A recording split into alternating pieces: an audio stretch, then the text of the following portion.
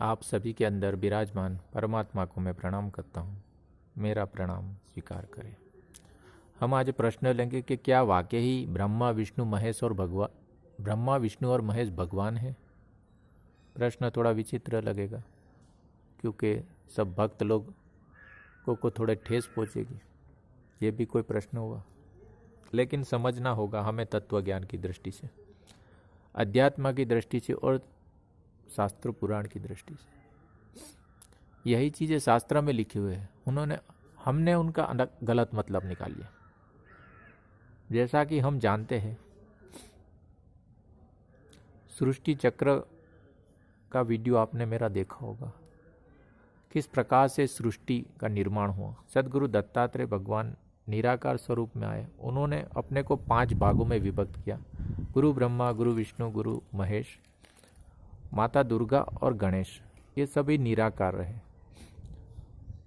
गुरु ब्रह्मा ने अपने सृष्टि में 3 देवों को प्रकट किया, ब्रह्मा विष्णु महेश। गुरु विष्णु ने अपनी सृष्टि में 3 देवों को प्रकट किया, ब्रह्मा विष्णु महेश। और गुरु महेश ने 3 देवों को प्रकट किया, ब्रह्मा विष्णु महेश। ये तीनों साकार बने। हम और आप खुद ही तो कहते हैं ये त्रिदेव है, तो देव है कि भगवान है? ये देव में गिने, हम इनको भगवान में गिने। ये विषय को ठीक से समझना होगा।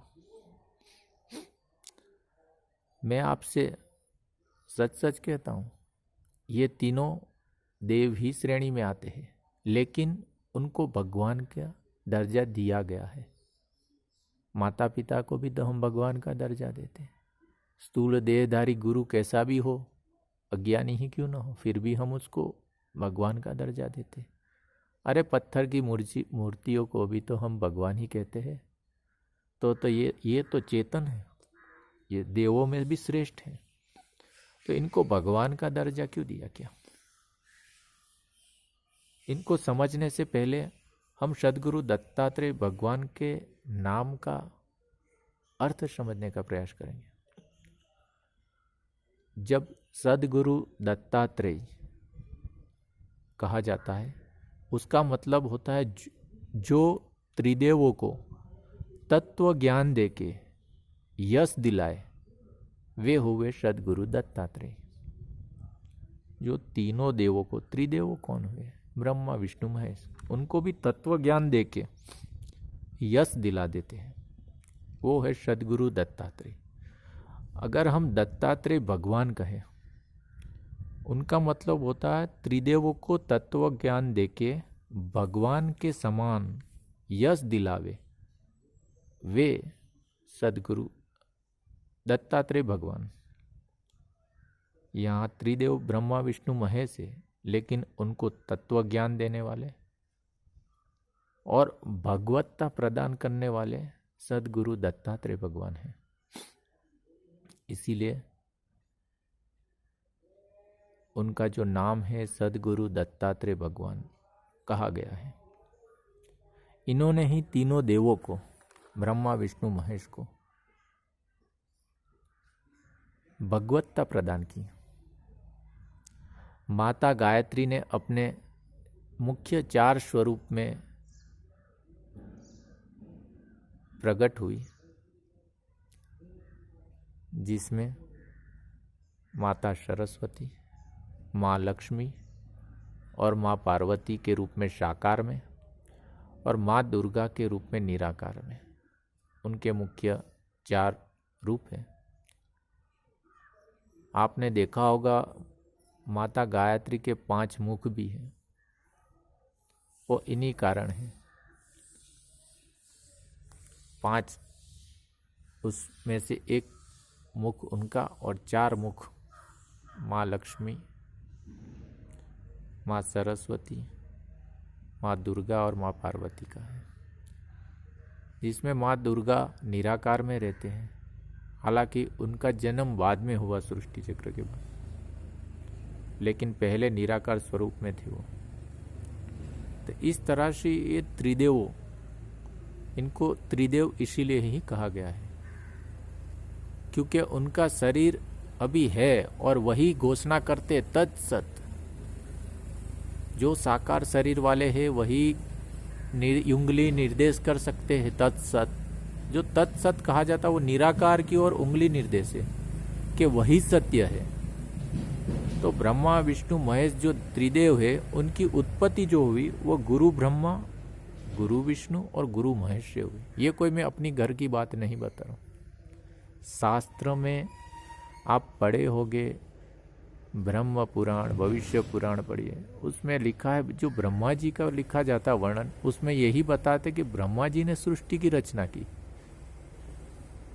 विष्णु पुराण भगवान विष्णु का यश गाथा, कहते विष्णु भगवान ने पूरी सृष्टि की रचना की। भगवान शिव की पुराण पढ़े तो उनमें लिखता है भगवान शिव ने सृष्टि की रचना की। आखिर ये मांजरा क्या है? हकीकत में कया किसने? इसका यही कारण रहा। इसमें भ्रमित होने की आवश्यकता नहीं, क्योंकि गुरु ब्रह्मा ने ही उनको, जो ब्रह्मा जी ने सृष्टि रचना की, उनको गुरु ब्रह्मा कहा, और गुरु ब्रह्मा ने त्रिदेवों को रचा। इसी तरह भगवान विष्णु की ने जो सृष्टि रचना की उनका नाम गुरु विष्णु था और उन्होंने त्रिदेवों को रचना की।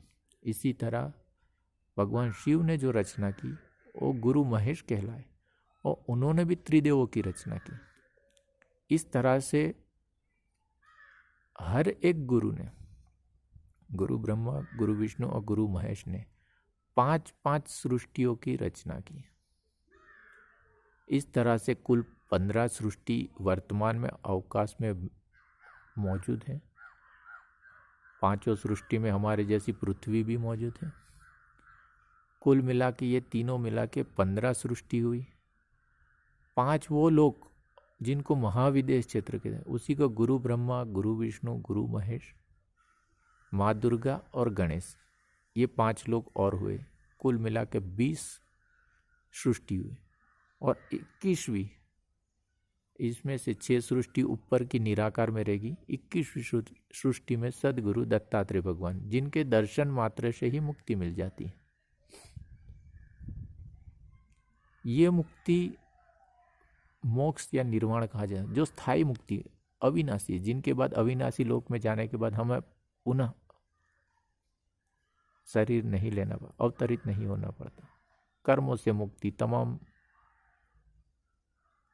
दुखों से मुक्ति। एक मुक्ति हमारा स्थूल शरीर से होती है, जो कि हम ईश्वर के दर्शन से ही मुक्त हो सकते हैं। उसके बाद एक मुक्ति सूक्ष्म शरीर से होती है। और भगवान दत्तात्रेय भगवान के पास पहुंचने के बाद, गुरु ब्रह्मा, गुरु विष्णु, गुरु महेश के पास पहुंचने के बाद स्थूल शरीर से भी मुक्ति होकर कारण शरीर में हम प्रवेश करते हैं और फिर अविनाशी लोक को प्राप्त हो जाते हैं, जो कि सतलोक से भी ऊपर है। निराकार ब्रह्म जिसको कहते हैं, अविनाशी ब्रह्म कहते हैं, जिसको मुक्ति कहते हैं, जिसको निर्वाण कहते हैं, वहाँ से पुनरावृत्ति नहीं है। इस प्रकार से सृष्टि चक्र चला आया है। तो इस वीडियो के माध्यम से यही कहना चाहूँगा कि ये त्रिदेव है, लेकिन उनको यश सदगुरु दत्तात्रेय भगवान की तरफ से मिला हुआ है, क्योंकि उन्होंने सदगुरु दत्तात्रेय भगवान से तत्व ज्ञान प्राप्त किया था। इसीलिए वो त्रिदेव भगवान के समान यश वाले हुए। सदगुरु दत्तात्रेय भगवान के विषय में कहा गया है कि विष्णु भगवान में 50% सतोगुण, 25% सतोगुण ब्रह्मा जी में और 25% सतोगुण शिव जी से प्राप्त हुआ। और साकार रूप में भी अवतरित हुए थे, जो 100% सतोगुण से संपन्न थे, जिसमें किसी भी प्रकार की मिलावट न हो, 100% शुद्ध गुरु तत्व। इसी की हम उपासना साधना सभी समाज पंथ के लोग करते आए हैं। साकार को मानने वाले साकार को मानते आए हैं, निराकार को मानने वाले निराकार को। निश्चित रूप से अपनी भजन साधना करते रहे, ना ही अपने देवों को कोई बदलने की जरूरत है, लेकिन उनमें श्रद्धा विश्वास रखें, सच्चे गुरु की शरण जाए और अपना आत्मकल्याण करें। 14 तारीख को मैं मुक्ति का मंत्र और मुक्तिदाता, जिनको वर्षों से लोग ढूंढ रहे हैं, उनका नाम पता बताने का प्रयास रहेगा मेरे में। तो आप सभी लोग मुझसे जुड़े रहें। आप सभी का कल्याण हो, मंगल हो, ऐसी कामना करता हूँ। आप सभी के अंदर विराजमान परमात्मा को मैं प्रणाम करता हूँ। मेरा प्रणाम स्वीकार करें। जय जीव।